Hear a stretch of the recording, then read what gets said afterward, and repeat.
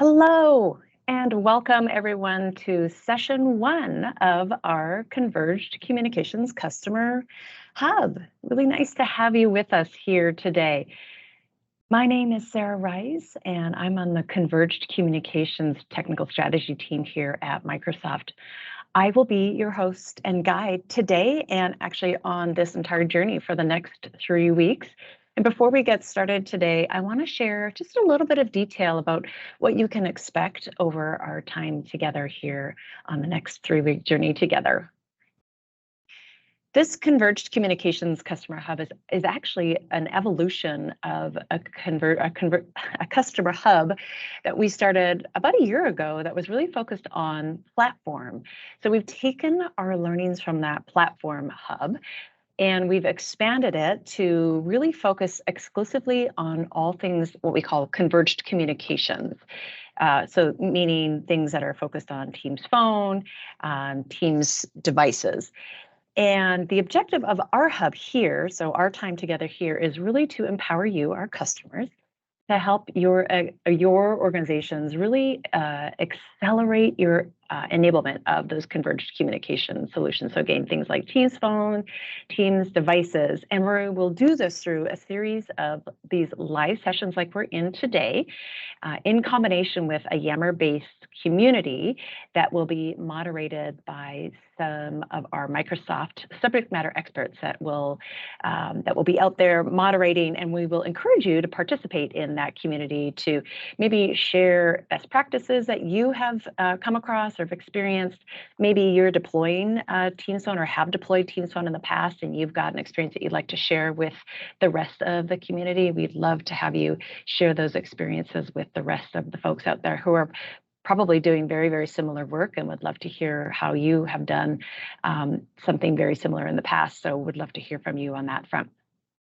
And then the live sessions will be focusing on providing detail and guidance around, again, those specific areas. So this week, we're going to focus sort of a little bit generally. So we're going to focus today on talking about the art of the possible and what converged communications is. So defining that really for you. And then we'll focus also on media and network quality and the importance of having that very strong media and network quality before you start to do your deployment. And then also Teams phone and Teams devices, like I've said a couple of times here already. And by the end of this hub, we really want you to feel set up for success and ready to start your own pilot or maybe even an early stage deployment while staying connected with the community that I've talked about here. This community of individuals who are, like I said, probably doing pretty similar work at organizations, so you can share those best practices, share those experiences, and get your questions answered by Microsoft experts all along the way. And then over the next 3 weeks, we'll have representatives from our Fast Track team pop by, they'll pop in and out to talk about the Fast Track benefit that you all have available to you. And they'll talk about how that they can support your organization as it relates to Teams phone and Teams devices, and support you through your journey as you're working through that. So we've got a jam-packed 3 weeks set up for you. So here we are today, April 11th. We're going to talk about converged communications and the art of the possible and defining what that is and what we here at Microsoft, when we say converged communications, what that really means. We've got a couple of really great presenters set up for you today to talk through that. And then on Thursday, we're going to dive right into that, building a solid foundation for Teams with healthy media and network quality. And then next week, it's all about Teams phone. So we're going to start out with kind of a visionary session on Tuesday, April 18th, where we'll talk about what sort of, again, defining what Teams phone is and how we here at Microsoft talk about Teams phone and how we define specific things around Teams phone. We'll talk a little bit also about personas and how we define personas.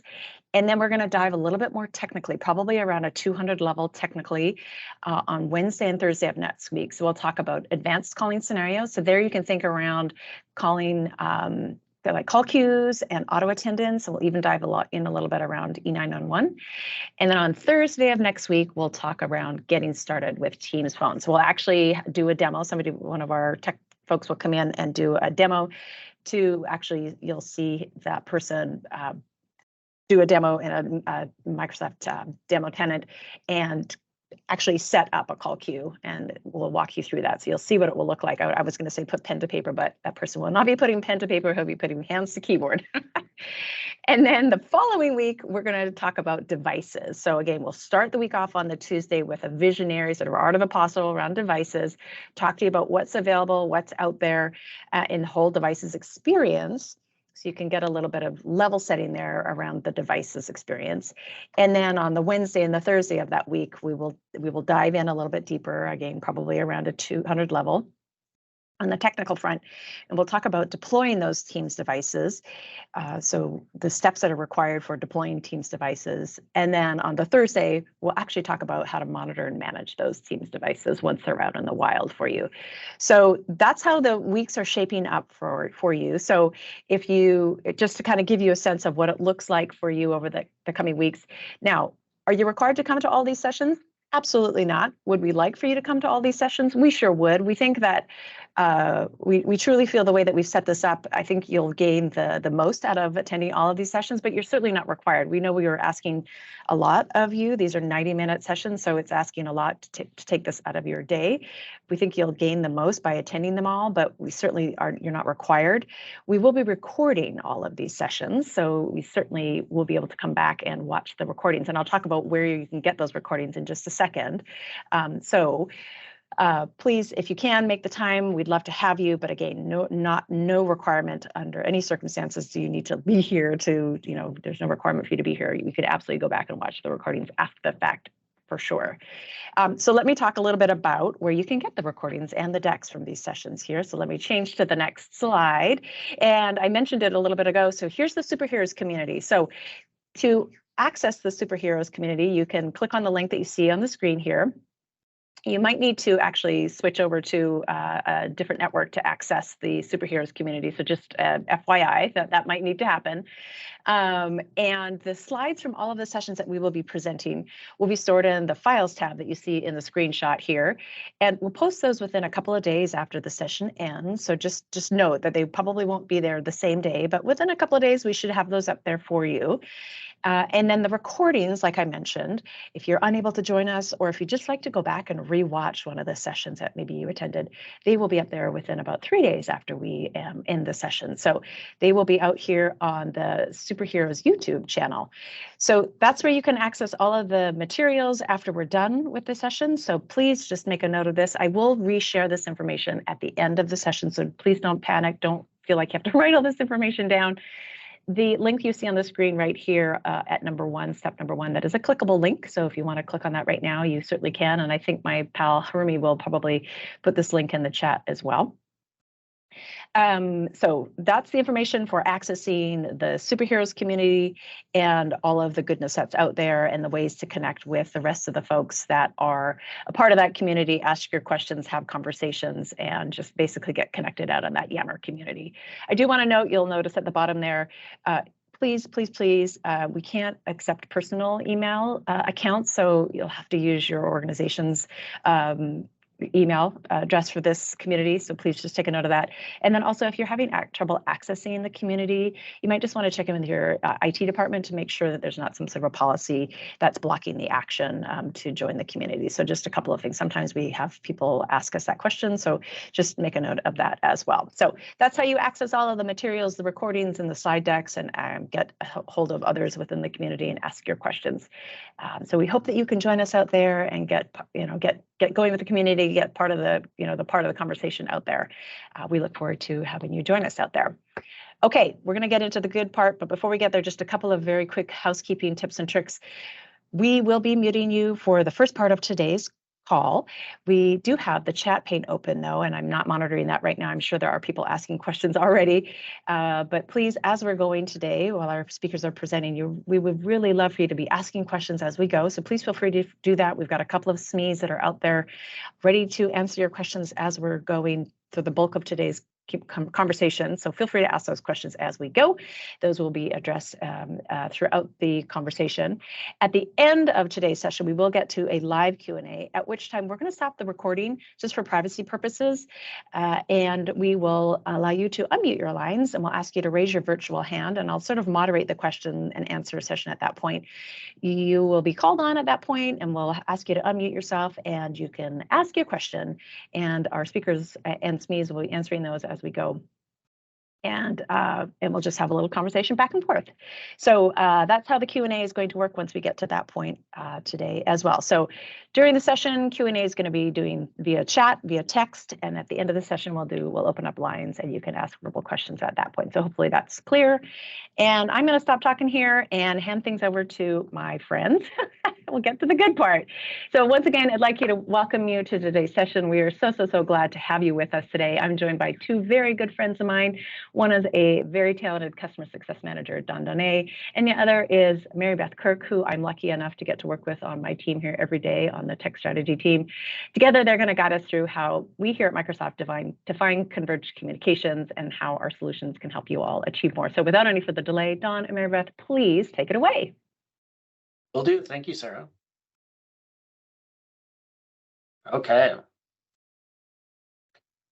So what we're going to do between Mary Beth and I, we're going to talk about this converged communications. First off, though, we're going to talk about the obvious elephant in many rooms is the hybrid work trends that we're seeing after COVID's ever been done and what's been left over, right? And so this is the things that we have been seeing as an organization. We want to kind of bring some of this information to you, and then we're going to jump into the meeting experiences based off of what we call the converged communications solutions, right? And that's meeting experience, and then Mary Beth is going to kind of walk through the whole voice side of things from a team's voice. And then we'll finish up today with Sarah coming back on and doing some calls to action and finishing up. So let's get started on the hybrid work trends side of things. And as I kind of queued it up a little bit, it's really about what was that aftermath of COVID. And what we're seeing right now, and it's just not us. I mean, we are obviously a fairly large organization. We're seeing this as a start kind of a how we are approaching it, but that flexibility in how, when, where people are working. And it doesn't necessarily mean that I'm always in the office. And that's what we're seeing from a lot of organizations is that they're having a hard time bringing people back into the office to be able to work. Well, it doesn't matter where you're at. There needs to be that flexibility, and it needs to be a good solution across the board, right? And no matter where you're at, you need to be able to collaborate. You still need to have those meetings. You still need to have that flexibility, no matter where you are at or when you are at, right? So there's been a lot of surveys that have gone out. So we did actually have, there's the Work Trend Index, if you're familiar with that. There was like 30,000 people across 31 countries that were surveyed in this one. And basically, the result of that is that 73% said they wanted flexible options to stick around, and they also wanted to have the ability to have more face time with coworkers, right? So it's that what we're calling, basically it's a paradox, right? You want to have that flexibility of both, right? I need to go and maybe it's with my family, I need to go and do something quickly and then come back and have that meeting, or I need to go into the office because I haven't seen my colleagues for a while. We need to reconnect because we have a big presentation happening next week, right? Those types of things. But that paradox is happening. And let's continue about that paradox. This was an internal one. So this was Microsoft employees. And you notice they basically both came back and saying, oh yeah, we want to spend most time in the office, tell us what's the plan, what's going on. But then they also say at the same time, yeah, I want less time in the office. Right, so there's no one size fits all approach to hybrid work. And again, we're seeing that in our customers as we were having these conversations. So let's pull this group and let's see what's going on. So the first question we're going to have, and Hiromi, if you want to throw the first one up there, thank you. Have you defined, and this is you as an organization, have you defined a hybrid work strategy within your organization? Go ahead and fill that out. So far, the yeses are winning by a lot, right? And unfortunately, the fortunate fact is that I think a lot of organizations have had to adopt some kind of a hybrid work strategy. And again, maybe the hybrid work strategy is we don't have a hybrid work strategy. You're coming into the office type of scenario, right? So out of that, looks like out of the 24 people so far, 18, so 75% ish, has said yes, they do have a hybrid work, and 7 don't, right?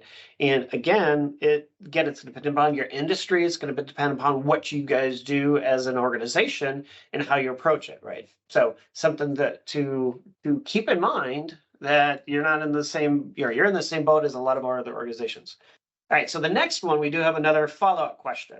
And this is really wrapped around your hybrid workforce and how much you feel. So the percentage of your hybrid workforce or your workforce is hybrid, right? So you may have some piece of your organization that cannot be hybrid, right? They have to be physically in that building to do that job versus no, they're support staff and maybe they could be hybrid. So let's see what you guys think. So out of that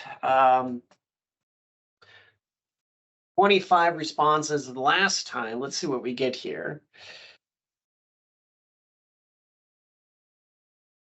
All right, so yeah, that's about what we're seeing industry-wide. Like between 26 and 50% are typically that amount of the hybrid work or the workforce that can be hybrid, right? They don't have to be physically in the building to be able to do their job. And where this, obviously being able to do some of the strategy we're going to talk about and using some of the technology to be able to help them out. Thank you for responding. Appreciate it. That's exactly what I'm seeing in general. All right, so let's just kind of talk a little bit about it. And it's really about that embracing that flexibility. And as we were seeing, a lot of organizations are already starting that process to be able to do that. And what we're seeing is, I hate to say it, but a lot of organizations are having a hard time to get people into the offices.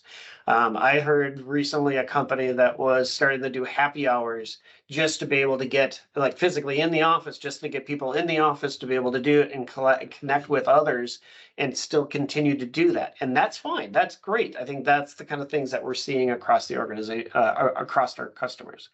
But really, I want to make sure you understand that the solutions that we're going to be talking about today from a converged communications perspective really is to help this out, right? That embrace flexibility. It doesn't matter where you're at, that you're still going to be able to get that same collaboration, either in the office or working from Starbucks or wherever you happen to be at. So let's talk a little bit more about that hybrid work matrix. And this is where a lot of organizations are fluctuating between right now. One thing I do want to call this out. This person that came up with this, Johansson, actually developed this back in 1988. So this is nothing brand new, but it really helps organizations establish how their patterns of work are going to be. In thinking about it from a synchronous to an asynchronous perspective, if it's in place or, I should say in the office or not in the office, you would think of that way. We see a lot more organizations that are fluctuating and adopting both methods. And as hopefully you understand, Teams does give you that capability to be able to be asynchronous, utilizing chats and channels to be able to have that asynchronous type scenario from a collaboration perspective, and then being able to add in that collaboration or synchronous time to be able to do that. So keep that in mind. All right. As I have been hinting at it, Teams really does help to bring it together. And so we know that we have meetings, and we're on a meeting right now, but that meeting could be, an ad hoc meeting. That could be a scheduled meeting. That could be even a town hall type meeting, right? We have our chats from our channels or even the one-on-one or even group conversations that we have to be able to help with that asynchronous or even synchronous collaboration that we need to have. Obviously, that call is going to really be important, whether that be a VoIP call or a PSTN call, doesn't matter. We have to have that ability to have that synchronous kind of collaboration at that moment in time. then collaborating on documents, on content, and making sure that's available, and then the automation. Really, converged comms is this: bringing it all together. Teams is that focus across the board for all of those activities to help you collaborate, again, no matter where you happen to be at. All right, so let's jump into the meetings side of things and really focusing on the meeting rooms focus as much as possible, right? So that's really the big part of this. The vision, this has been developed, especially over the last couple years, as COVID really took over, and then the hybrid piece really came on. We reshuffled some of the pieces of our devices and our with our manufacturers and how we approach teams rooms and conference rooms specifically. So the focus is we break it down into really three different pieces to it. It's hear and be heard, right? So if I'm here on virtually on a meeting, that I have a really good audio, I maybe have really good audio microphones and speakers here to be able to hear and be able to speak to you, but I need to have that in that room as well, so that no matter who is speaking, I can have that one-on-one conversation. You'll see some of the features that it's going to show that's going to be very prevalent, but it has to be clear and consistent across the board. Then it's the see and be seen side of things, right? Same thing, great camera, being able to see individual people within a conference room as opposed to seeing the entire conference room. And it's that more of a one-on-one interaction that you want to have when you're physically in the same room together. But again, it may be a hybrid scenario. Then it's all about making sure that you can collaborate no matter what, right? Even if you're not in the same room, being able to see content that's on a whiteboard or be able to interact with a document that may be stored within Teams. But again, you're in the office and somebody else is not. So being able to have that continued collaboration. So and then finally, really, it's the immersive inclusion side of things. Being able to have, no matter what the scenario is, I may have a disability, I still be able to do and access this information in office or outside of the office.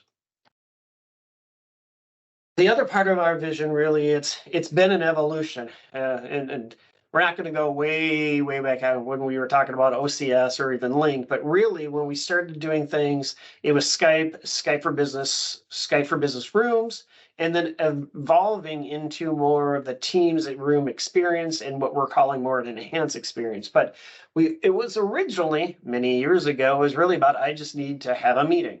Doesn't matter what's going on, but then that has had to be evolved. Right, so maybe it was just a phone call that I started with, and then we added on the video components to be able to have that more of an interaction, even though it was a large room on the other side and I was in another room on the other side. Great, still we had an interaction. We were able to see people as they were talking, but now that's just not enough anymore. We have to be able to be inclusive. We need to be able to be more of a more one-on-one, like we're in person having that meeting, and that's really where that enhanced piece comes in.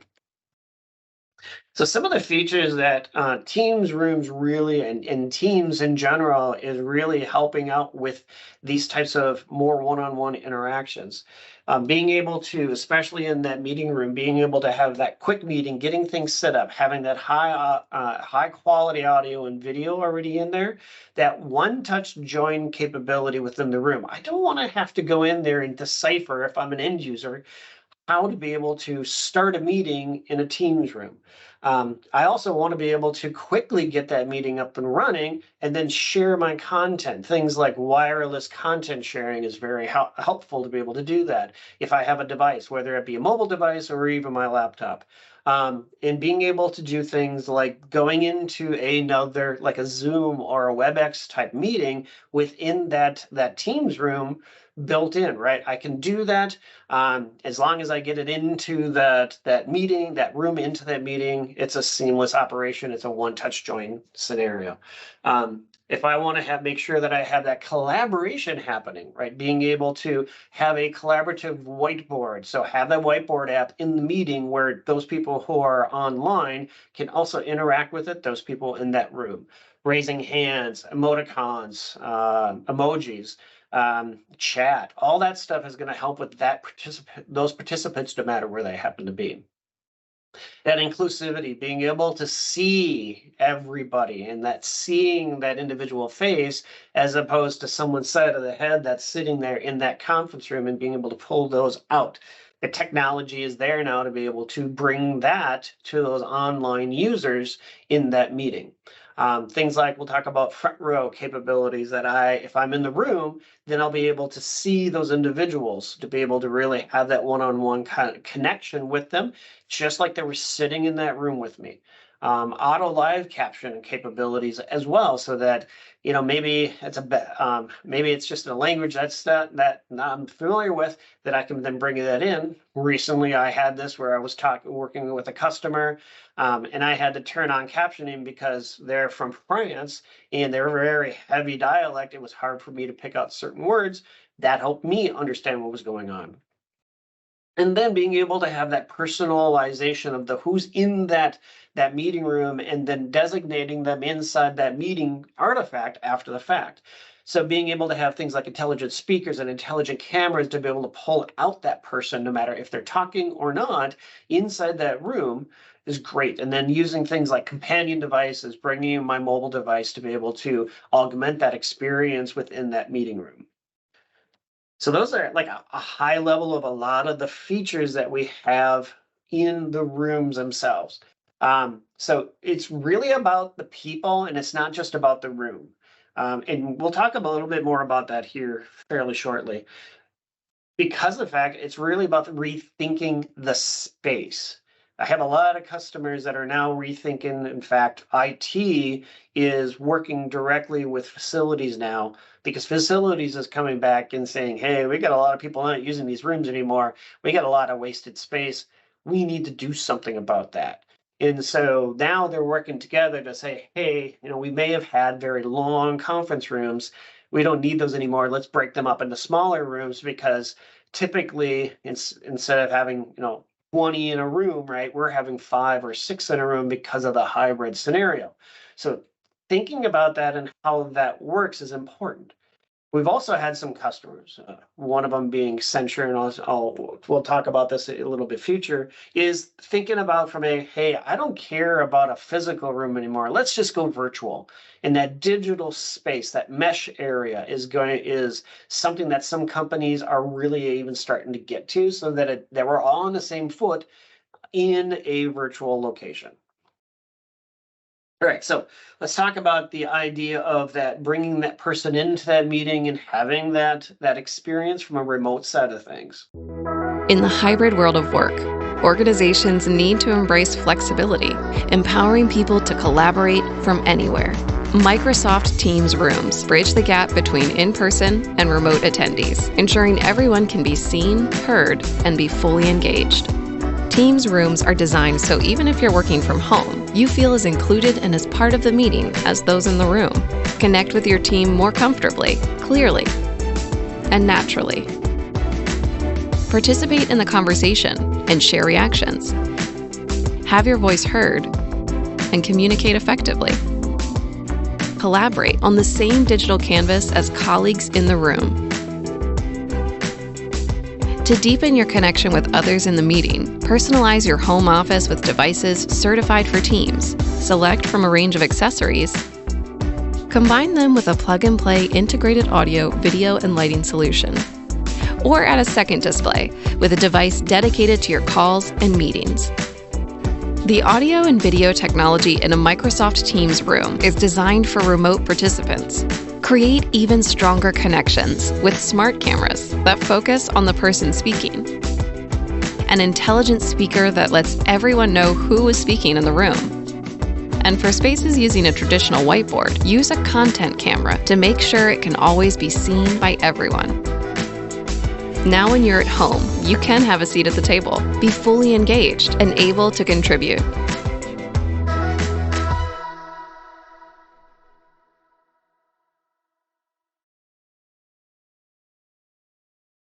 One thing, again, this was from that remote side of things, participating with those other remotes, or could be in a conference room to be able to bring them into that. So let's flip that a little bit and let's start talking about the actual rooms and what's going on there. There we go. So we actually have a group at Microsoft. They're called the Hive. And this Hive, they are dedicated to specifically being able to utilize different concepts, different ideas as far as how to approach a Teams meeting room. And this Hive is actually something that we use internally at Microsoft. And some of the concepts that we're taking a look at here really focus on some of the research that they have done. And this is research as well as actually building things out. It's really interesting. If you go out and take a look at Microsoft Hive, there's some really good videos out there that kind of talk about their process. They'll literally build a conference room out of cardboard and be able to get it set up and figure out the best way to optimize that experience for in a hybrid scenario. What you're seeing here is some of the key ideas that have come out of that group. And realistically, things like front row, and we'll talk a little bit about that, being able to have the participants also facing forward. I want you to really kind of focus a little bit on this layout a little bit and notice things like the camera and the speaker is below the display as opposed to being up and more of an eagle eye. Now it's more at eye level with those that are in the room. Those types of things help to make that hybrid experience a much better experience for everybody in there. Again, that table is meant for being able to have people facing forward. The displays, and optimally, this group is saying, a 21 by 9, and they're even saying, let's ditch the display, let's go to a projector and being able to have that on that wall to give that optimal area for content to be displayed within that meeting. And then additional things like AI-driven components for audio and video to be able to have a much better experience. So again, the teardrop, and one thing to pull out in this particular scenario, and this is more of a medium-sized room, but you may have those that are going to be in that meeting the whole time, and you have others that may be flipping in and out of that meeting based off of their schedule. But you want to really focus on those that are going to be there the whole time, but everybody is facing forward. That's the most important thing. Think about those long conference rooms where you had side views of everybody. That camera, that intelligent camera that should be able to then start pulling individual faces out of that particular room so that I have that one-on-one experience like we do in a meeting like this. So the other pieces, as I was mentioning, you may have cameras mounted at eye level as opposed to high or above. The display that gives you, or it could be a projection display or a larger display that gives you that 21 by 9 aspect ratio. Other additional things, you could have a whiteboard in that room, or you may even bring in a Surface Hub to allow people to be able to interact as a whiteboard or as another device to add into that meeting. Other things like spatial audio allows you to be able to have more of that individual experience. So if I have somebody that's on the far left, a front row down on the bottom, then the spatial audio will then go far left out of the speaker. So it feels like I'm actually talking to that or listening to that person directly as opposed to coming out from all directions. Let's talk about the actual display area. This is optimized again to be able to have that hybrid experience. So the first part is really, what kind of content do I want to have up on top? Obviously, if something's being displayed, I want that displayed, but I may want to have my agenda up, right? And so that's the idea you see on the left-hand note. And we recently announced that there is a change in how meeting notes are available within Teams. And it's going to be utilizing things like Loop and Planner and To-Do and all those things that that a lot of you are maybe starting to already do. Bring that into your meeting if I'm in the conference room, so that we can then have that agenda up there, so that I can see what are our tasks based off of this meeting. It doesn't matter if you're at work, in the office or not. On the right-hand side, you could have your chat pane to be able to show you exactly what's going on. And then you have the bottom side of things, which is that front row experience. So those people who are remote will be able to have that one-on-one or even aisle level experience for those people who are in the room. All right, so it gives it a lot better experience. And then, of course, that's spatial audio. Right, so if I have Nathan on the far left that is speaking, I'll actually hear him from that speaker on the far left. So we have that, human interaction. In a lot of the testing that has been done with this, it's actually been easier for people to be able to collaborate because of these small little details, but it really helps because we're humans. This is how we work, right? And I think we've had to adapt because of, COVID and other scenarios. It's easier for us to be able to process things when that kind of stuff happens. All right. The other thing I want to kind of talk about too is, especially with the Teams room devices that you're going to see. And if you've not ever been out to akas.ms/Teams devices, I would highly suggest that you go and do that, because it gives you all the certified devices that are out there. Let's break those into different categories. We have the ability to do very modular on how we do things. We could have systems that are for small, medium, and large. You just add the additional parts to it to be able to make it easier, to be able to expand and have that standardization for your Teams rooms. Additionally, you may want to have an all-in-one type scenario, right? So you may have a VIP or a VP that needs to have something that's very easy to mount, get it up there, don't have a lot of bells and whistles, right? We have that integrated bars that are, and by the way, the modular are both Android and Teams Windows Teams rooms. Integrated ones, really all in one. A lot of them are Android. I know that we had a partner come out recently with the Windows-based version of it, but it's all together. The camera, the mics, the speakers are all there to make it easier to be able to manage. And then you may have like an all-in-one device, like a hub. We also have some partners that have come up with Neat and Yalink that came out with Surface type devices, right? That panel, that type of that whiteboard style that actually allows them to be able to have all-in-one in a portable type scenario. Maybe it's mounted on a wall, maybe it's on a movable device to be able to, or a partner to do that. All right. Let's talk about the other side of things, the virtual side of things. And if you're not familiar, we did come up with this not long ago, but Mesh, let me get out of that. Let's talk about Mesh and just have this. This is actually with our partner, Accenture, who has gone through and actually used this. By the way, literally announced through Message Center public preview of avatars in Teams, which you're seeing here. And then Accenture goes the next step and has a virtual area, a conference area for conference rooms, so you can have your meetings there. So let's look at this. How you project yourself and appear in an immersive space is important, so we're giving you control to customize your avatar. And what's great is that you can bring your physical presence into conversations even when you don't have your camera turned on. These avatars are powered by AI to imitate subtle movements and gestures based on voice and tone. They also animate according to your live reactions in Teams. Let's look at the immersive space we created with Accenture, with lobbies, welcome areas, meeting rooms, the works. The freedom to explore these spaces really gives you the feeling of being together, the opportunity to have spontaneous connections. Just look at how everyone in the space is socializing and connecting with each other. Additionally, Mesh is built on Azure, so if a colleague in Korea speaks to me in Korean, I can simply read what they're saying without a translator. It's all about inclusivity and accessibility. We're also bringing Microsoft 365 apps into the Mesh experience. I can walk into a space with a digital whiteboard and feel as if I'm there together with colleagues as we brainstorm on a digital canvas. With Microsoft 365 integration, users can seamlessly access content, files, or documents via OneDrive, which you can edit, annotate, or share with others.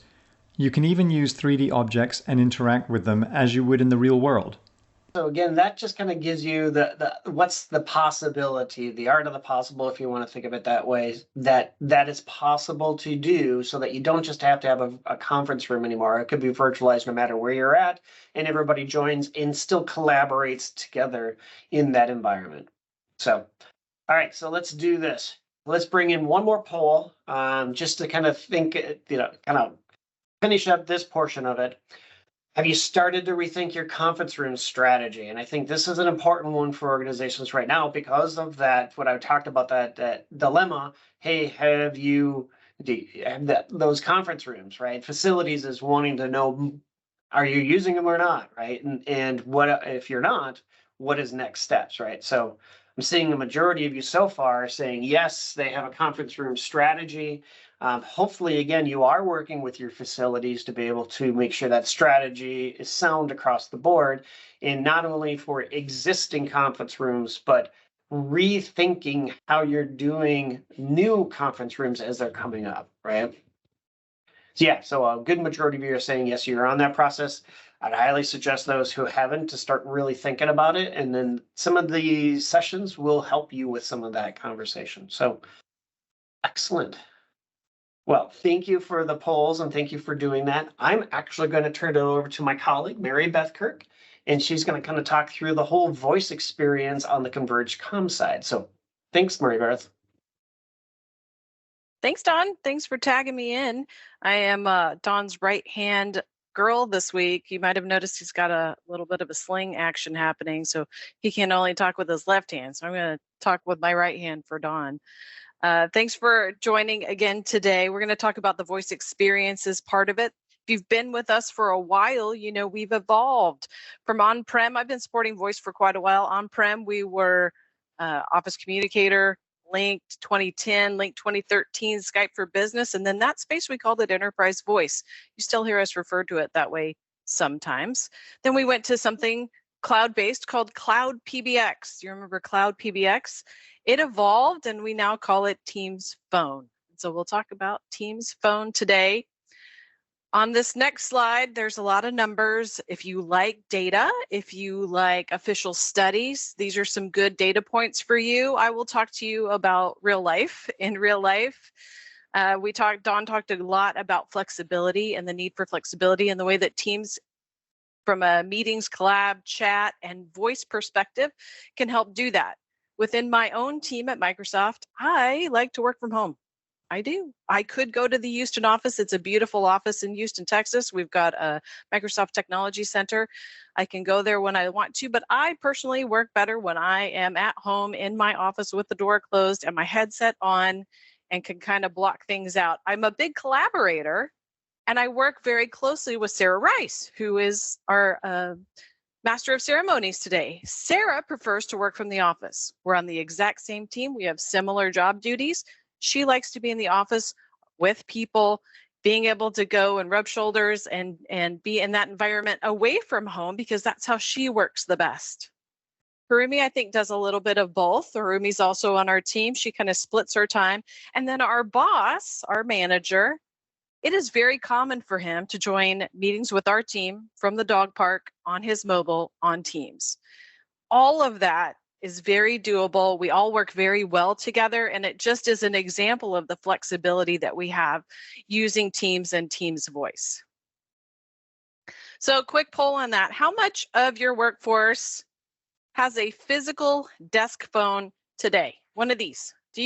How many of them have one of these and don't feel like they're working unless they have one of these? I'm just having a little background blur issues. Who's still got phones out there? I saw in the chat somebody's using Polly as a partner, and that's a very important point. Finding a trusted partner for both your AV solutions and for your Teams phone solution, super duper important. We know that customers out there still require a phone for lots of different personas. I would say different demographics still really prefer a phone, and you've got lots of choices out there. So lots and lots of people still supporting physical desk phone, and that's okay. We've got a lot of good choices out there for that. I think now is really a time of rethinking, reimagining, reassessing who still needs a physical desk phone. I have one at my house that I can use, but clearly I prefer the soft phone. Again, this flexibility. I like to have a headset on. Blocks out outside noise. I can listen to background music while I'm working. You saw Dawn present. Dawn doesn't have a headset on. Sarah does have a headset on. She could also have a desk phone. So lots of flexibility there, but I see lots of people still using desk phones and need to support them. And that's totally fine. Lots of options within Teams Phone to do that today. So what does it look like? If you haven't actually seen it, and this is a really small screenshot, but you're going to get a much deeper dive on in this next week in some of those more advanced phone sessions. But if you haven't seen it today, I mean, you're used to this image on the left. This is Teams, right? This is where we're used to doing chat and collab. But once you enable Teams Phone for a user, you're enabling a dial pad here. So they can make and receive PSTN calls through the Teams interface. In between that, you see call history. In the future, you'll see, actually now you will see quite a bit. If you've got some scenarios with boss admin, you will see how you can look and manage those scenarios with who am I a delegate for? Who is a delegate for me? What does that call history look like? I've got voicemail over to the side and a visual voicemail so that I can not only just listen to that voicemail, but I can read the transcript. So this is just a glimpse of what that interface looks like, but it's all together. And you've just got that option over on the left side rail, just where you do chat and Teams meetings and all those things for phone. And that's where you can place those calls. 80 million monthly active users, that's outdated. We're well over 100 million monthly active users. I remember when I was in Teams engineering and we had t-shirts that said Teams 5.0 because we were hoping to get to 50 million users by the end of 2019. Then the pandemic happened and it exploded. We went well beyond 50 million users, practically what seemed like overnight, but we are into the 100 millions now. 90% of Fortune 500s use Teams Voice today, and over 1 billion calls. So a very trusted solution. It's solid, it's stable, lots of folks using it. You don't have to worry about that bit. Let's talk a little bit about the why. Why should I be interested in Teams Phone? What is kind of interesting to me, maybe as a company or as a business decision maker? I know a lot of companies, including Microsoft, again, looking at reducing their physical spaces and their T&E costs. So by using Teams Phone, it's probably potentially a solution you've already invested in. If you are an E5 customer, we're going to talk a little bit more about that. But Microsoft has reduces their physical spaces. So we need to allow users like myself to work from home and give them full capability, not a moderated version, but full capability as if they were in the office without being in the office. We need to be able to collaborate with our customers without spending a lot of money traveling off-site. We're starting to do that a little bit more, and I'm very grateful for that. But we were able to, through the pandemic, and I knew you were too, able to connect to other people through these different means, and Teams Phone is a great way to do that. You'll save on automation and process improvement by putting everything into a single platform. So in my experience working with lots of customers, if you're a company that does a lot of M&A, a lot of merger and acquisition, you end up with this hodgepodge of voice. You've got a little Avaya, you've got a little Cisco, you've got a little bit of Walmart phones hanging out there, you've got all of these different things because all of these different merger and acquisitions brought things under your umbrella. So being able to standardize a little bit on Teams Voice will help reduce some costs there and also reduce complexity. So bring some simplicity into that, which will help your IT administrators and make them more productive and efficient. And then of course, you've got all those vendor costs. So we also hear from a lot of customers who are just getting up to renewal time. So as I look to renew with my Cisco contract or whatever on-prem PBX or even cloud solution you have today, now's a good time to renew and rethink what have you already invested in? Where do you want to put those next investment dollars in? And how can we simplify the administration and our footprint for our deployment? If you're on-prem, you've got a lot of on-prem servers, you've got data center space, you've got lots of people who have to look after those. By going to a cloud solution like Teams Phone, you really simplify a lot of that. So, okay, if I've got your interest, let's talk just a little bit about what does that actually look like? Okay, tell me more. How could I actually do this? This is kind of broken up into 3 sections. We're going to do kind of top, middle, and bottom. So let's start at the top. How do I get the dial pad lit up in Teams? We're going to do that by enabling Teams Phone. Now, if you're an E5 customer, you already own it. So hopefully you've started to think about using it. That's a little bit about what this is, the art of the possible. How could I use that existing E5 investment to start to use Teams Phone? If you don't, there's a standalone license for it. You can do E3, Microsoft E3 plus standalone, and I am not going to talk about pricing because I am not a salesperson. I am a technical person. So we're happy to talk about that, but know that if you have E5, it's already paid for in large part. If you've got E3, you can do a standalone license, and then there's lots of different flexible options in between. But to get that dial pad lit up, license is the first thing. Then we talk about dial tone. How do I get dial tone to my users? Lots and lots of flexible options here. Starting all the way over on my left is Microsoft Teams calling plans. The fastest and the simplest. With Microsoft Teams calling plans, Microsoft is your carrier. We're your telco provider. You can literally license a user, acquire a new number, and light up that dial pad in a matter of minutes. Now you say, well, that's great, except for I already have a bunch of numbers and we would like to keep those numbers. Fantastic. Let's port those numbers over to Microsoft if that makes sense. And if you've done number porting before, there are some tricks to it. Granted, it could take a little bit, but let's get those numbers over into Teams, or maybe do some subset of it. Maybe not all users need to bring their existing number over. Maybe I've got a new office, they could have some net new numbers through calling plans, but that's kind of the fastest and easiest way to get users lit up on Teams. Now, I know we have a very global audience, and calling plans is not available in every region of every part of the world.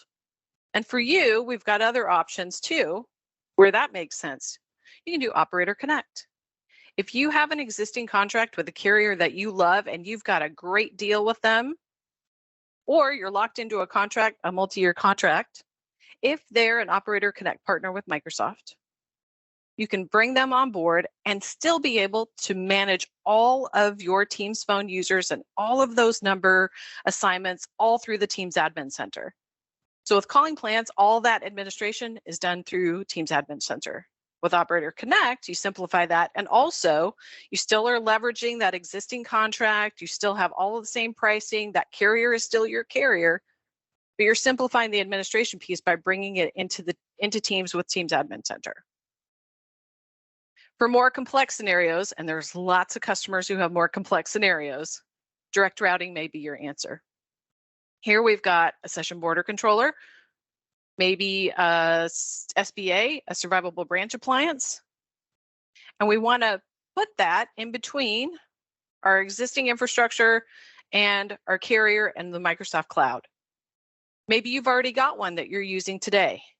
And scenarios where this is helpful is where neither calling plans or Operator Connect are available, where I've got complex deployment, where I have to support ATAs, which now we have SIP Gateway. So if you're interested in SIP Gateway, we can talk to you offline about that. I've got to support analog devices. I've got a guard shack out at a remote location. I've got paging, overhead paging somewhere. I want to do some interop with my current PBX. Maybe not forever, but during deployment, I want to be able to have both. I need to have users in this city talk in Teams, talking to users in this city who are still on my legacy PBX. So I want to do interop. Those are good examples of where you'll want to do direct routing. There is some hardware. Those SBCs can be virtual, and lots of your partners will offer direct routing as a service. So they'll host those SBCs for you. But no, in more complex scenarios, that's a good choice for you. And the great thing is you don't have to pick just one. So do what makes sense in the areas where you're working. New office, don't care if they have their old phone number. Let's put some calling plans there and get them up quickly. another office in an area where there isn't calling plans or operator connect, and I've got some more complex infrastructure, let's do direct routing there. So pick and choose what makes the most sense. It does not have to be just one across the board for your entire deployment. And then Teams Phone Mobile is probably the new kid on the block. And this is really going to be extremely popular, I foresee, in the US, but outside the US. I know I've heard from a lot of our customers that it is very common for customers to go mobile first.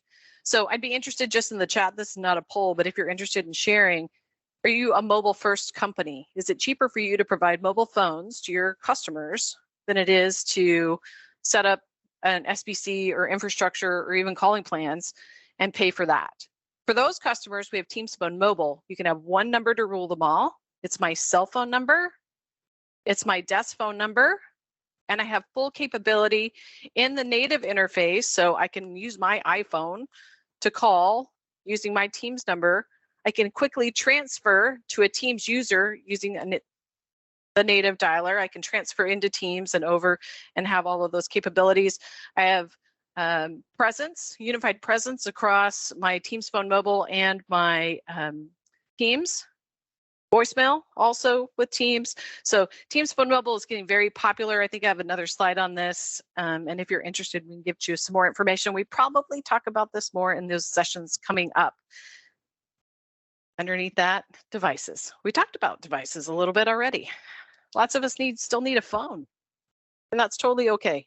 There are certified devices for Teams. I mentioned SIP Gateway. If you've still got some legacy third-party IP phones, Skype phones, we can get those connected still. We can still get you some ROI out of those devices by using SIP Gateway. So lots to digest there. Hopefully it's a teaser. We'll go deep into this in the next week in those advanced calling sessions. But just know from this that you've got lots of choices for different deployment scenarios. One more quick slide on this. Calling plans currently available in about 35 markets today. So if you're in those markets, again, the quick and easy solution. Teams Phone Mobile, the last thing I just talked about, currently available in Canada and Sweden through carriers like BT, Deutsche Telekom, Telia. Verizon is starting to play in the US, Rogers in Canada, so Swisscom, I think also. So you'll start to hear and see more and more about Teams Phone Mobile and that one number to rule them all. Operator Connect, bringing your carrier into Teams, available in 64 markets for PSTN, but many, many more for meetings and calling. And then about 180 markets for direct routing. So the most flexible solution for sure, just a little bit more overhead, a little bit more work there. All right, quick official poll. Oops. Which option do you think you would use? Based on some of that high level information that I just gave you, maybe you've already done a little bit of homework. Maybe you listened to our recent Enterprise Connect keynote. Will it be calling plans, direct routing, Operator Connect, Teams Phone Mobile, or you want the combo deal? I think the combo deal is a great way to go. But it's spread out. It's very spread out so far in the chat. Some doing the combo meal. Others know that they're going to need some direct routing. Also some calling plans for simplification and Operator Connect also. So that's great. That's awesome. All right, I'm going to keep going. We might get you out of here a little bit early today, which would be probably appreciated. Let's talk a little bit about features. These are probably the three we get the most questions on most of the time. So if you're thinking, okay, this Teams Phone thing could work for me. I'm not exactly sure how I'm going to deploy it, but tell me a little bit more from a feature perspective, what I can expect. Can you do an auto attendant? I've either got a simple auto attendant, after hours call comes in, I want to send it to an automated attendant and I want them to have some options. Can you do that? Yeah, absolutely. I've got some call center scenarios, not super advanced call center like Genesis call center scenarios, but I've got some lighter call center scenarios. Maybe you were doing or are doing hunt groups in either Cisco or Mitel. response groups in Skype for Business and Link. Same thing. We call them call queues in Teams.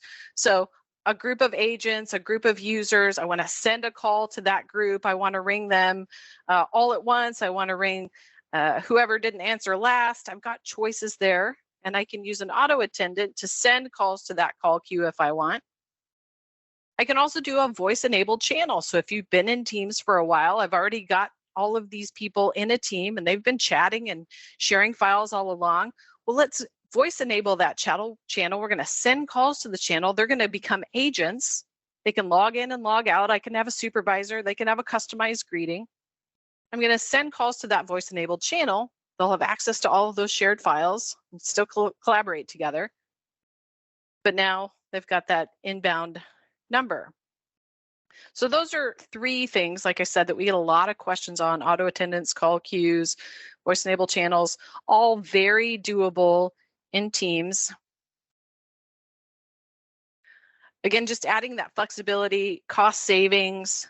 I will say, if you're thinking about things like, can you do group call pickup? Yes. Can you do delegation, boss admin scenarios? Yes. Can you do shared line appearance? Yes. Can you do consultative transfer? I want to be able to say, hey, Sarah, Bob's on the phone. Would you like to take this call? Yes or no? Yes. Send it on. No. Send it to voicemail. Great. I can do that too.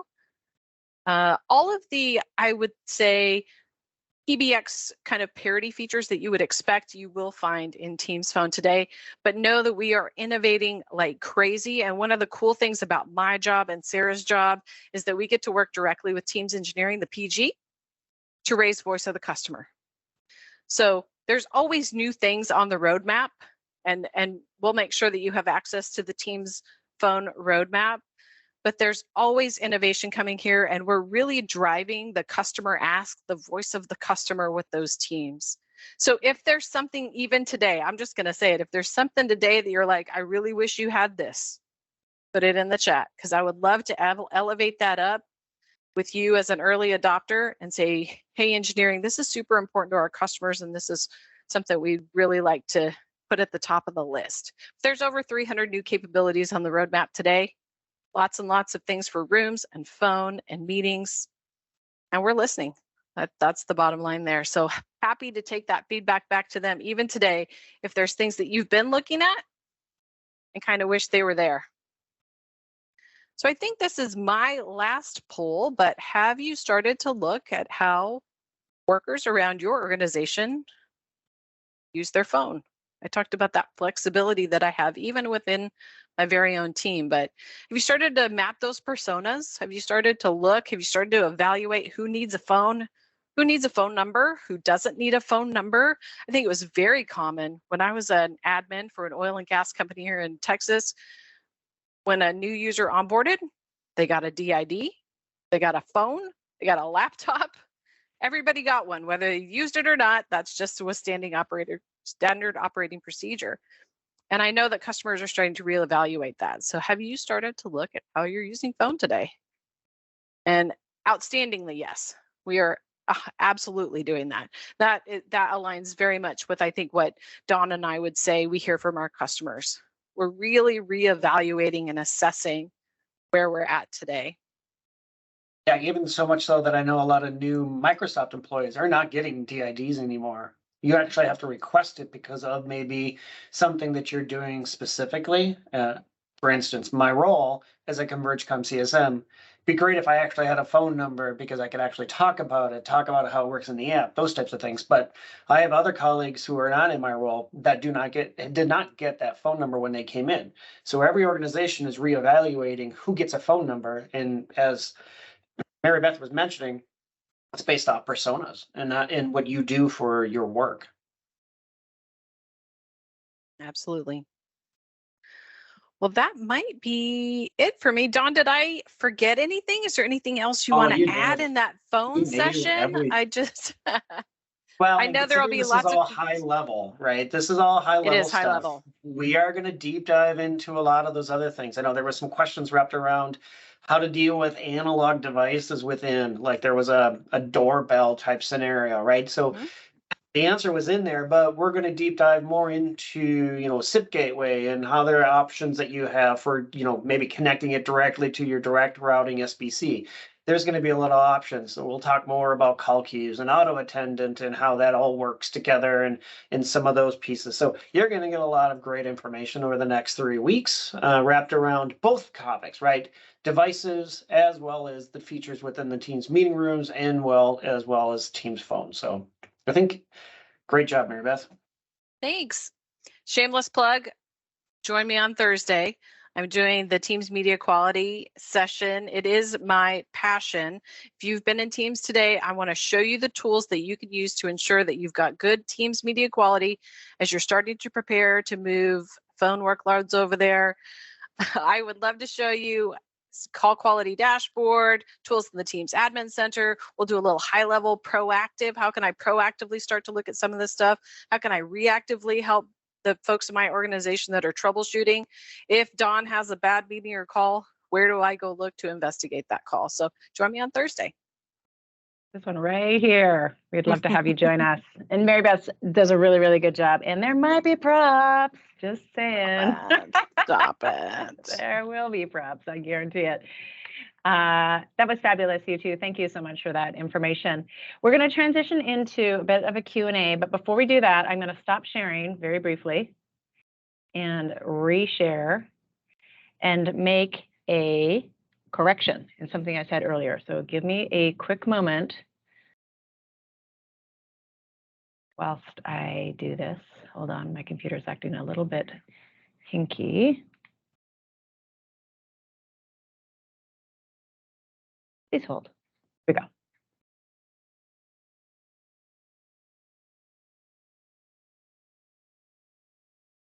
So earlier I gave some instructions on how to access the let's stop that music. I know we all love that music, but I can stop that.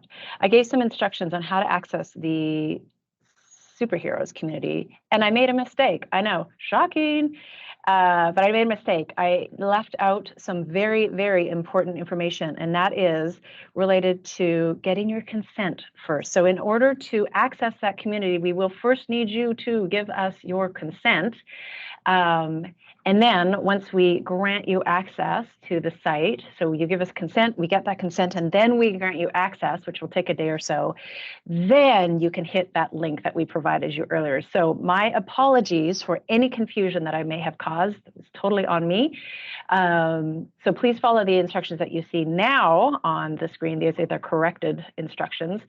Then you will be able to access the site. So click the link, and I think, Harumi, if you wouldn't mind, I know you put these instructions in the chat earlier, but if you could just post those, that would be outstanding.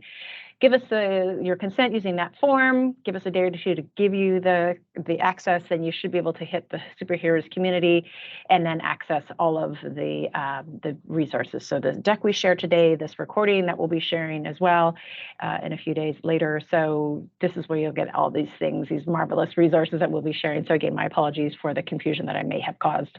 And please do remember to use your organization email and not your personal email address as you start to give us your consent for accessing this site. So if you have any questions, please do not hesitate to just put those in the chat here as we go. And again, my apologies for any confusion that I may have caused. Okay, let us transition into some Q&A. Before we do that, though, I am going to stop the recording just for privacy purposes. And so I will do that right now.